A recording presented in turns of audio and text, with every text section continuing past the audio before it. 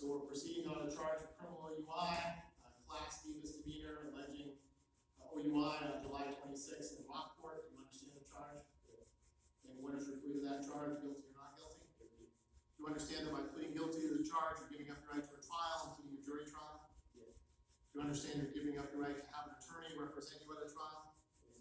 Do you understand you're giving up your right to require the state to prove every element of this charge beyond a reasonable doubt? Yes. Are you a United States citizen? Thank you. We'll accept the guilty plea and make a finding of guilt. We'll impose the mandatory minimum $500 fine and 150-day loss of license. Has your license previously been suspended by the Secretary of State? And you turn that in?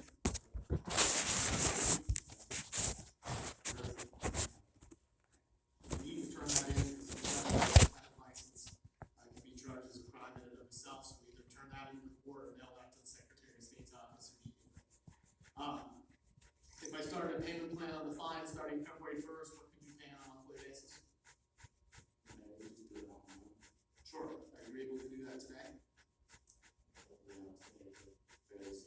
Okay, that's fine. What's fairly soon? Within a week, for sure.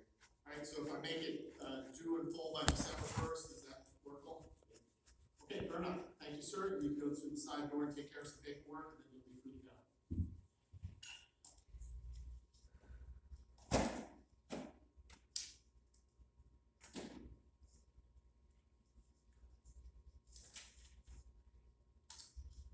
Benjamin Young.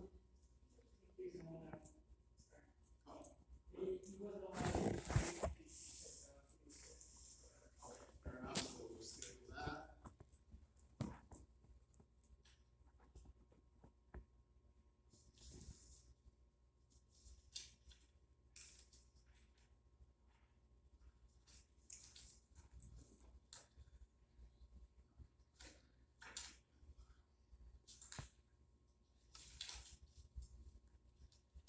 David Weidner.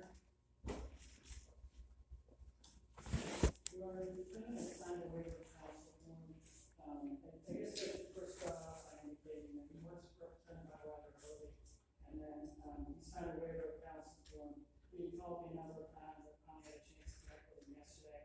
I confirmed with him that he wanted to still discuss the case with me and waive his right to counsel. I reminded him that he could withdraw that at any point, and he obviously didn't have to take the state's offer, and if he wanted to go to trial to represent himself or hire a lawyer. I told him the offer was still a mandatory minimum. He explained some of the circumstances surrounding the incident and some of the steps that he's taken since then, but I told him that based on what I had heard, I wasn't going to change the state's offer, but that we would have this conference today and it would be up to him to decide what and anything he wanted to share with the court. And that statements that he made about what happened could be used against him, and we would go from there. All right, fair enough. And Mr. Weidner, in regards to these cases that have a mandatory minimum, the court has limited discretion. And whether or not a charge is brought and whether or not to move forward with a charge isn't up to the court, it's up to the district attorney's office. They're a separate branch of government, and we have separation of powers in this country, and I need to respect that. So, the state has brought the charge. They're saying they're ready to move forward on the charge. So, but they've offered the mandatory minimum. So it's really at the point whether you want to accept that or you want to move forward to trial. That's really where we are. Can I make a statement first, or do you not want to? I mean, briefly, but Okay, this is a medical condition that was prompted by medicine that they gave me that caused me to sleepwalk and sleep drive. I've never had an incident in my life with driving infraction. I have a clean criminal record. Anything, and I have worked diligently with 2 hospitals over the last 6 months to get this condition better, and it is better. So, I hate to have this criminal thing attached to it, and because of that, I think I might just go ahead and try for a trial. okay. Though I will say, sir, in regards to that's fine, and frankly, actually know something about this. I used to do criminal defense work, and I had a client once who different kind of charge, but actually had that was involved in the case, and had to sleep study and some expert testimony involved and so forth, so don't in any way mean to be suggest that's not a defense. But if you want to make that defense, you're likely going to need an expert witness. You're going to need to meet the requirements of an expert report to the DA's office. It's not as simple as you just showing up at a trial and saying I have this condition. And by saying that, I don't mean to be dismissive of the condition or suggest that I don't believe you have the condition. Please don't think that. I'm just saying that there there's an established process in criminal cases. Generally, criminal defendants don't have any, have very limited discovery obligations, but one of them is in regards to, expert testimony, and chances are the amount of testimony you can give without an expert report about what is going on is somewhat limited. So just think about that. Again, it's not my just not my job to give you legal advice, but I don't want you to show up at trial and say, wait a second, nobody told me I had to do this. I told you you had to do that. And again, you can review the rules of criminal procedure in regards to your requirements there. May I ask the prosecutor a question? Sure. I noticed on the police report that the address there's another fellow there and apparently was not tested for drugs. I wasn't on any drugs, I blew. So my blood and drug totally free. This was basically prescription drugs that caused the problem. And I'm also going to do a lot of effort to do that. Basically, probably 7 weeks in the hospital. So I don't understand why there's not more of a definitive statement with, hey, from the impairment guy. He didn't draw any blood or anything, so I don't know. Well, you haven't been charged with operating under the influence. If you were, that would be a different situation. Okay. With driving to a danger, they don't have to prove that you were impaired.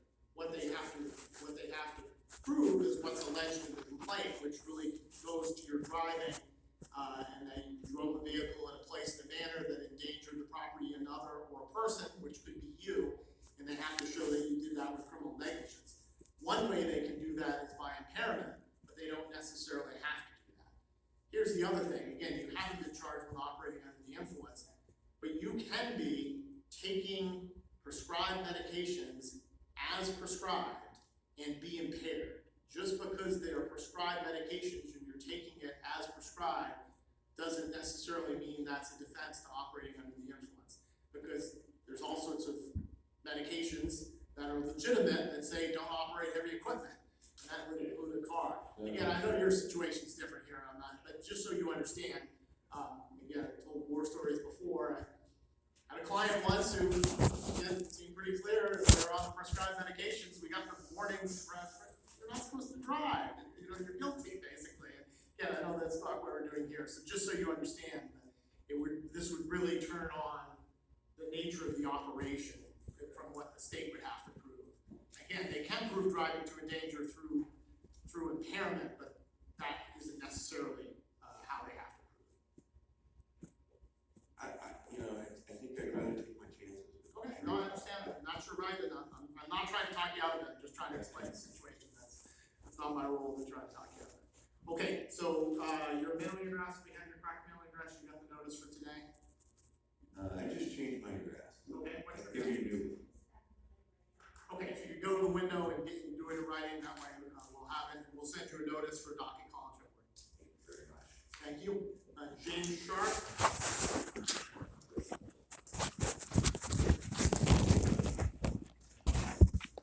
Good afternoon. So you were here in charge of operating without license and operating an unregistered vehicle, because of the state's evidence here. Mr. Farrell? Your Honor, the defendant was stopped. He had no front plate, and the rear plate was just a piece of cardboard that said private. He didn't have a license in the state of Maine. His license out of state was expired. He has a number of prior motor vehicle convictions in the state of Maine as well as New Hampshire and Mass. Specifically in Maine, he has an OAS for 2019. SBI shows no PCR conviction. The record out of state includes a number of serious convictions, including, I believe, leaving the scene of an accident or failure to report an accident The state is looking for a $250 fine on each charge. That would be consecutive. Okay, Mr. Sharp, anything you wanna share? Absolutely. I want to know who's the man or the woman that's bringing forth the charges. Because last time it was this woman, now it's this man. So we're playing games. So who is the one that has a claim against me and is saying that I've done them harm? Because I've never met either one of you before. Nobody's saying that you've done anybody. So then who is it that's Please bringing stop. forth the The charges? state of Maine is bringing. I don't see them here, sir. Well, these are the runners head of the state of Maine. Okay. I'm not gonna debate the process. Can I get the discovery, please? It should have been provided at, So the day of his arraignment, the note of the file indicated that we tried to get the discovery, he declined to receive it, and then we mailed it out to him on September 16th. That would have been to his last known mailing address, which was 15 Salt Pond Road in Cushing. I was the person, Your Honor, who represented the state on The the day woman. that, I'm the person who represented the state on the day that this individual was arraigned. And I did attempt to ask if he would like his, discovery, and as Attorney Arnold presented to me, he declined. So I was the person who did that. Those are my notes on the file, and, so, there we are. how would we obtain another copy of the discovery? Well, Gail mailed it to him, Your Honor, so unless he is explaining that he didn't receive it or there's some error in that process, we fulfilled our obligations. My question was, how would we obtain, I'm assuming you mailed it. I'm How sorry, would we obtain another copy? you would just need to request it, and then we would bill him, and once it's paid, we would provide it with that. How come I owe you guys money? They're saying they mailed it to you. Okay, under UCC 1308, without prejudice, I rescind any contract you believe or you believe. So therefore, you're causing me harm and damages. I told you last time, my bill is Sir, stop. $5,000. We're on the record, right? I'm not. I made a conditional acceptance. I told her if I was gonna come back here, it would be a $5,000 bill, correct? We are on the record as saying this last time. Sir, we are on the record. Okay, so If last you time don't I made a stop, you're gonna be held in contempt. what is it I should do? You need to stop. I'm Stop. not doing this. I'm not doing this UCC stuff. It's got nothing to do with. That's what your whole law's founded on. I'm not, it has nothing to do with criminal law. Is this criminal charges? Aren't these So I criminal? assume you have no interest in the state's office. Didn't you just say that there's no criminal law here? So UCC has nothing to do